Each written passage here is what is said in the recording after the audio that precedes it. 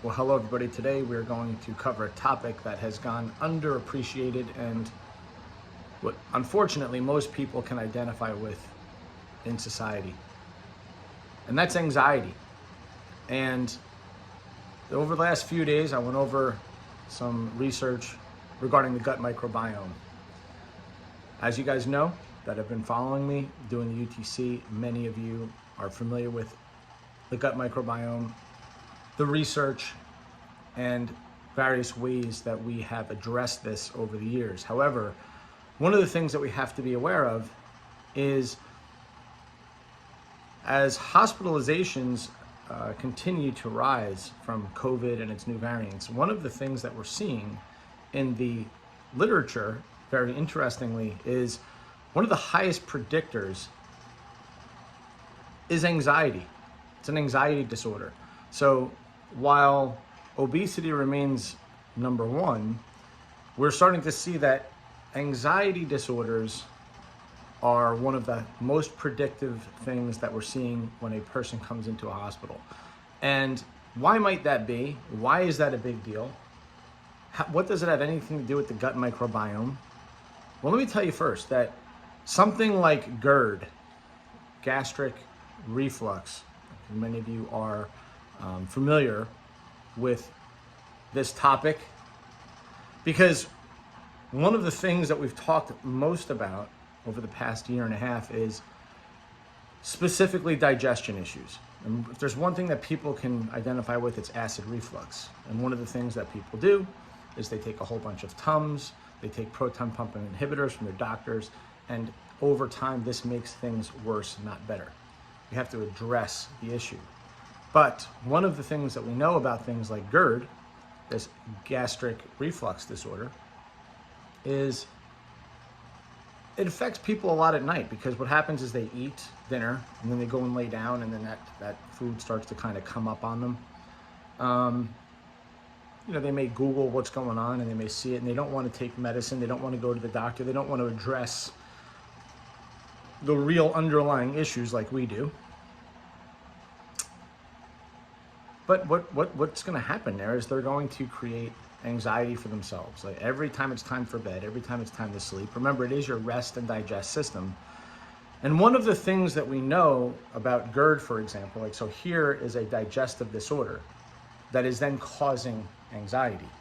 But vice versa, anxiety, we know, can cause digestive disorders. So we have this loop here where these two things can basically cause each other and actually keep each other going. This is well researched, and this is not the exciting thing that I'm going to try to get across to you guys. What I want to try to get across to you guys is, number one, notice that most people have digestive disorders. Number two, lots of people have unusually high levels of anxiety. And I'm just giving you an example of how a digestive disorder can cause anxiety, can stop you from falling asleep, can loop back into the feeling of anxiety. And because we are so well versed now in what the price of not falling asleep is and getting your circadian rhythms, you guys also will now reap the benefit of, sleep deprivation, quote unquote, which you certainly don't want to do. I'm being facetious. You certainly don't want to deprive your sleep, especially during those first few hours of the night where you're supposed to be getting the most restful, most important sleep. But what does that have anything to do, or how could that have anything to do with people winding up in the hospital with these COVID disorders in terms of anxiety? Well, again, if it makes sense, number one, that you're not what you eat, you're what you digest. So if we know right away that anxiety disorders cause digestion disorders and vice versa, okay? And then even more interestingly, which I should have talked about first, is because you have this now anxiety disorder, or vice versa, right? So anxiety is causing digestive disorder, digestion can cause the anxiety disorder. So what do? You go to the doctor, maybe you go to the psychotherapist to talk about your anxiety. The doctor is going to give you a proton pump inhibitor, okay, which long-term will make it worse. Or you're taking Tums, which, things that are calcium-based are going to antagonize and mess up your magnesium status, which we've already talked about. And And if your stomach acid isn't really good, guys, you're never going to create the chyme. Remember we talked about chyme in the stomach, where literally acid is supposed to melt the food, turn it into a particular form called chyme, and move it into the duodenum, because evolutionarily, that every step along the digestive process is meant for food to be in a particular form. And once it's in that small intestine, it's the job of bile to break down those fats and emulsify those fats, all of them, your fat-soluble vitamins and all your omega vitamins, you get the idea. So any step along the way where things aren't working well, you are not going to literally absorb the nutrition. So do you think that's a problem for your brain, for your body, for everything that's going on with your immune system? Well, yes, of course. But then it gets worse, because it's not just the fact that the doctor is now causing ways to inhibit the digestive process. You now go, for example, to the psychotherapist for anxiety, and then you get, of course, a serotonin reuptake inhibitor. Now, what do I know about this? Well, nothing. I only taught emotionally disturbed kids for 19 years and have a master's degree in the field.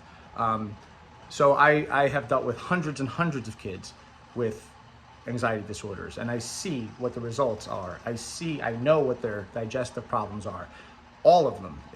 So one of the things that you see with serotonin reuptake inhibitors, most of your serotonin is made in your gut. What do you think happens to your digestion with serotonin reuptake inhibitors? You guessed it.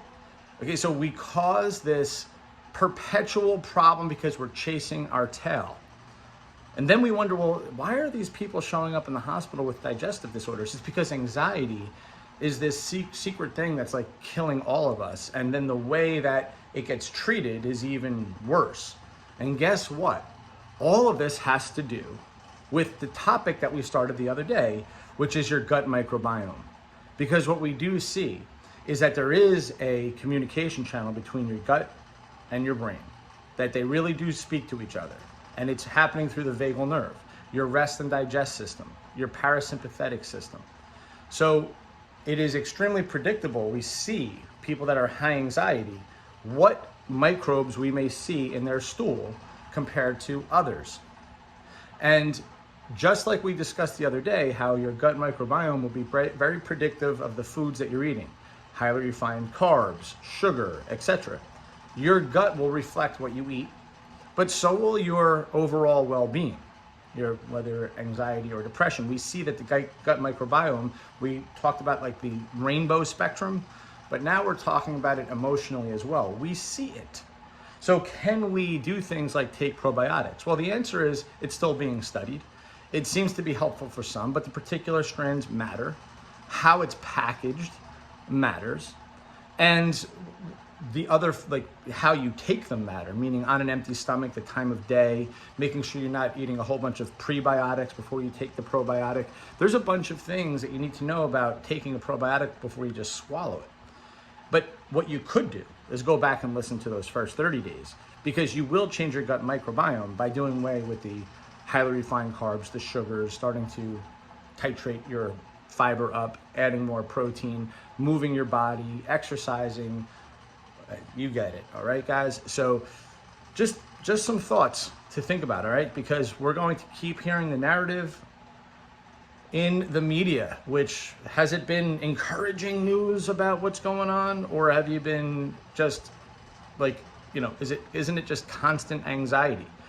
I don't want to make this about, a political thing at all, but if you do your own due diligence, look at the actual death rates, look at what's actually going on, look at what's actually happening, because of course, something like COVID itself will cause people anxiety, along with all of the other things that I talked about. So this is something that we want to address. We want to take control of our health, right? And by actively taking control, by actively going into the kitchen and going, doing away with this, I'm doing away with that, I'm changing these things around, I'm moving my body, you will feel like a superhero instead of a victim. You'll feel like a superhero instead of a victim. When you go into your bedroom and you do all the things for sleep hygiene, when you actively take control of what you can, instead of allowing yourself to continue to be a victim of your environment and your food and the people around you, when you do your own research, when you look into the facts for yourself, when you know what supplements are working, when you know what we talked about the other day with the research with vitamin D and sunlight. And that was just one thing. When you do what you're supposed to do for yourself. See, if it were easy, everybody would do it, right? If it were easy, anxiety wouldn't be an issue. But the truth is we don't do the things that we need to do in order to mitigate these problems. There's nothing wrong with feeling anxious or being anxious. The problem is that when you don't know what it is that you're anxious about and you're not doing anything about it, you have to ask yourself better questions. Okay, everybody? All right, 10-minute mark. Have a great rest of the day. If you like this video, please share, please thumbs up, and I'll see you tomorrow.